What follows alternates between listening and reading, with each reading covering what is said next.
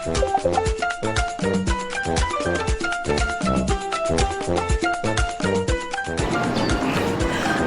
Polinians! Me llamo Dora. Ay, hindi pala ako si Dora. I'm Jimmy. Bawalas! Welcome, Polinians! Andito tayo ngayon sa St. Paul University, Manila, Fleur de Lis Theater para sa Freshman Orientation! Ang tagline natin ngayon ay Say it loud, say it proud. Isigaw mo, Polinian ako! Kayo nga mga Polinians, isigaw nyo na Polinians kayo. Isa pa, parang hindi ko marinig eh. 1, 2, 3. Very good! Magtatanong tayo ngayon sa mga bagong Polinians kung bakit sila dito nag-enroll sa St. Paul University, Manila? At kung ano ang ina-expect nila sa pagpasok nila dito.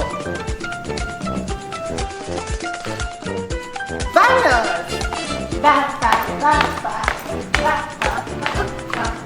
Yeah! Hola! Tara mga Polinians, maghanap tayo ng freshmen at interviewin natin sila.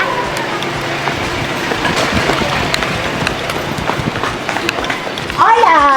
Hello! Me llamo Dora. Ay, hindi pala ako si Dora. Ako pala si Jimmy. Hello! Anong pangalan mo? Ana.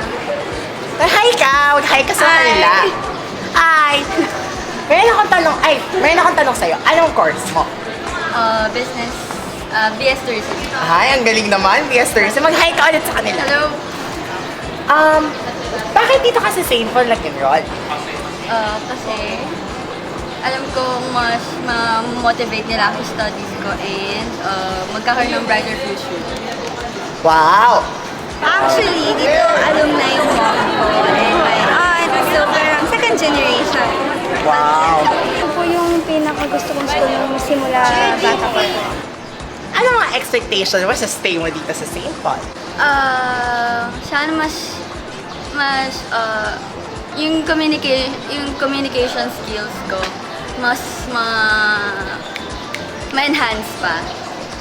Of course, I expect it to be fruitful and magandang kinalabasan and to be fun.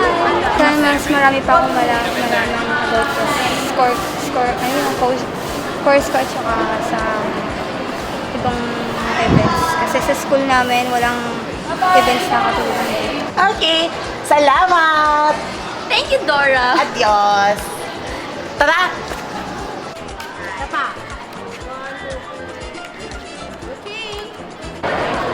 Nakikita niyo ba sila mga Polinians? Ang dami-dami nila, di ba? Naku, kailangan makilala natin sila ngayong bagong school year. Tara! Hola, kuya! Pwede ka ma-interview? Anong name mo? I see. Ay, wait, magpapakilala muna ako. Hi, I'm Dora. Ay, hindi pala Dora yung name ko. Jimmy. Can call me Jimmy. Meron ako, anong course? Meron akong dalawang questions para sa'yo. Number 1, bakit dito ka nag-enroll sa St. Paul University? Yung mga tita ko pinag-aaral. Tapos yung cousin ko, dito din nag-aaral ng accountancy dati. Wow! Anong ina-expect mo sa stay mo dito sa St. Paul?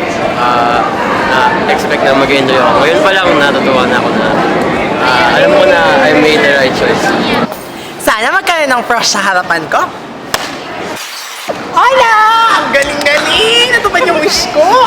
Hello, I'm Dora. Pero hindi ako naman Dora, so Jimmy na lang. Hello! So, you are? Catherine And? Joanne Conte. And your course? AB Mass Communication. AB Mass Communication, major in advertising. Alright. So, meron lang akong dalawang questions for you guys. Una doon, bakit dito kayo sa St. Paul University Manila nag-aral? Kasi good quality po yung education dito kasi Catholic school po siya. Kaya nag-aaral ako dito kasi alam ko matutupad ko yung dreams ko in this school and after I graduate, I can get a better job. Na-expect namin na magiging masaya. And then more friends to come and more knowledge from the professors. Good grades. Welcome back, our dear students! Question Formation Office. Isa sa mga core values ng mga Paulians ay ang pagiging kaya-centeredness. Kaya tara, pasok tayo. Hola! Hi! Good afternoon. Hello po. Hi. I'm Dora. Ay, I'm not Dora pala. I'm Jim P. Hello, Jim P. Welcome to the campus ministry. Hello. By the way, I'm Sir Tus. Hello, I'm Sir Tus. Assistant Campus Minister. Hola. Sir Tus, may tatanong lang po ako sa Okay. inyo. Ano pong views niyo ngayon sa mga bago nating Paulinia? Ang mga bagong students natin ngayon, feeling ko, mga bata silang talentado at marami silang maibibigay sa ating school. At nararamdaman ko sa kanila that these people are really intelligent. Sir, saan naman po kaya nila magagamit yung mga talents nila na yun? Alam mo, tama ka dyan. Kasi nga yung campus ministry, isa tong office na kung saan binuboost natin yung mga talents sa mga estudyante, mga bata dito. At sa campus ministry, magagamit talaga nila yung mga talents. Like, for example, in singing. Campus ministry kasi may grupo na kung saan kumakanta sa mga misa natin. Pag sila naman yung tipong magaling humarap sa tao para magbasa sa tinagdad, they can be a lector or a commentator. Sa mas naman, yung mga boys naman, pwede sila mag-serve in the altar. At ikaw naman, pag yung tipong talentado sa pagsayaw, may gift sa pagsayaw, pwede kang sumali sa grupong tawag namin is PLA dancers. So, that is why students, we are inviting you to join the PVC group, the PLA group of the campus ministry. So, ayan.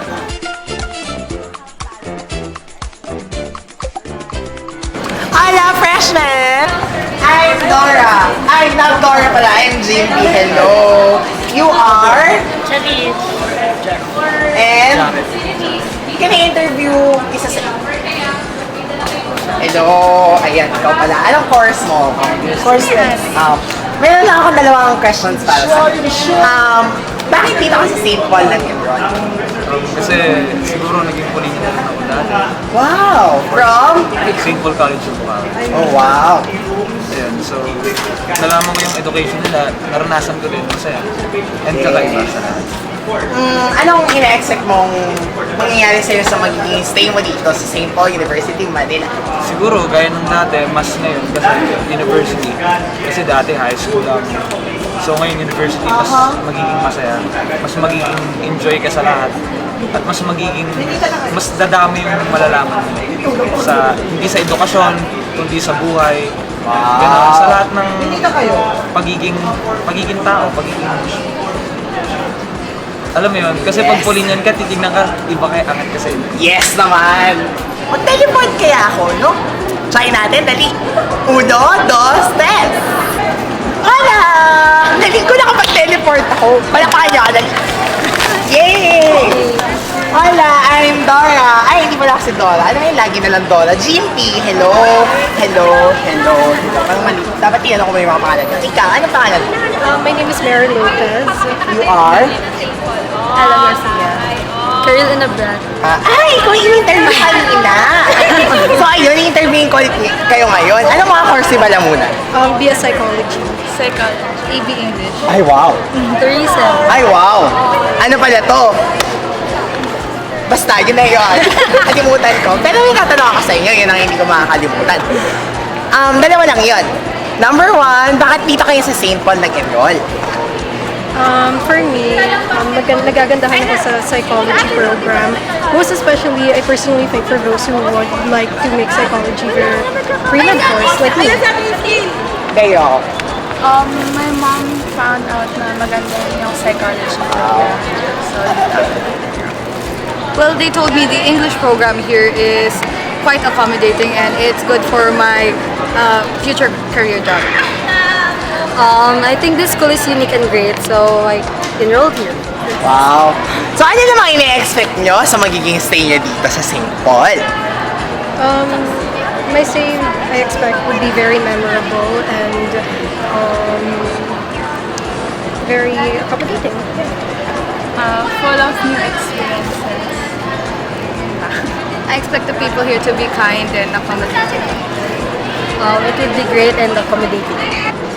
Ayun, si Nurse! Tanungin natin siya kung anong masasabi niya sa mga freshmen. Tara! Tagal naman ito. Hi, Nurse! Hello. I'm Dora. Ay, hindi pala Dora. Jimpy pala. Tatanong lang ako sa'yo. Yeah. Anong masasabi mo ngayon sa mga padating na freshmen? Anong mensahe mo para sa kanila? Lalo na taga-kinig ka? Yes. So, with regards to health services, message ko sa mga freshmen is that since na-remind na naman sila about their requirements, so they need to comply, yung freshmen, lalo na on or before June 30, 2014, yung sa mga deficiencies nila, lahing requirements nila sa clinic, like yung medical dental exam, and certificate of physical fitness, tapos dental referrals. So, yun din. So, continuous reminder lang to them, and sana hindi nila makalimutan. Ano pong mangyayari pag na-late sila? Pag na-late sila, syempre, ma-hold yung clearance nila sa clinic before midterms or before final exam. So, they need to pass it on time para wala na silang maging problem during clearance time.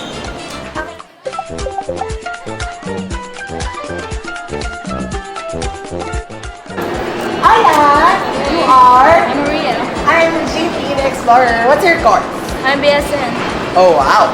So I have two questions for you. Sure. First is, why did you choose St. Paul as your school? Because my mom thinks that this is good for me and it's perfect for me. Wow. So, and what are your expectations in your stay here? Well, I expect to enjoy my staying here and to meet nice people.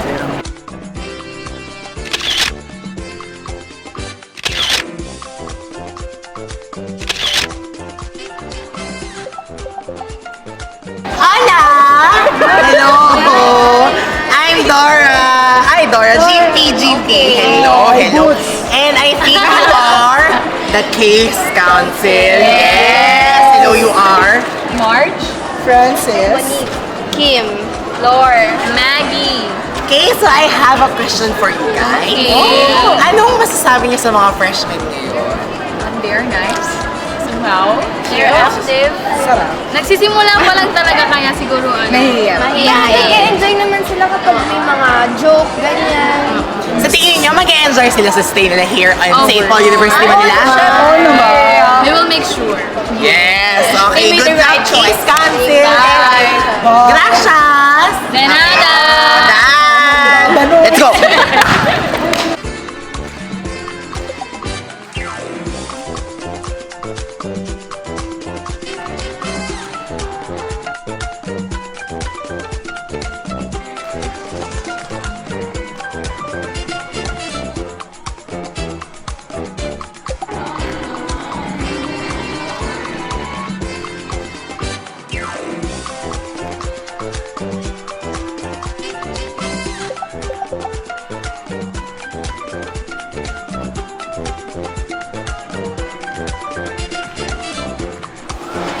Uy! Nasaan ka na, Woods? Pagod na ako. Iniwan mo naman ako mag-ising. Woods! Asan ka na ba? Iniwan mo naman ako mag-isa mag-interview. Baka naman nandun ka lang. Nakakapagod eh.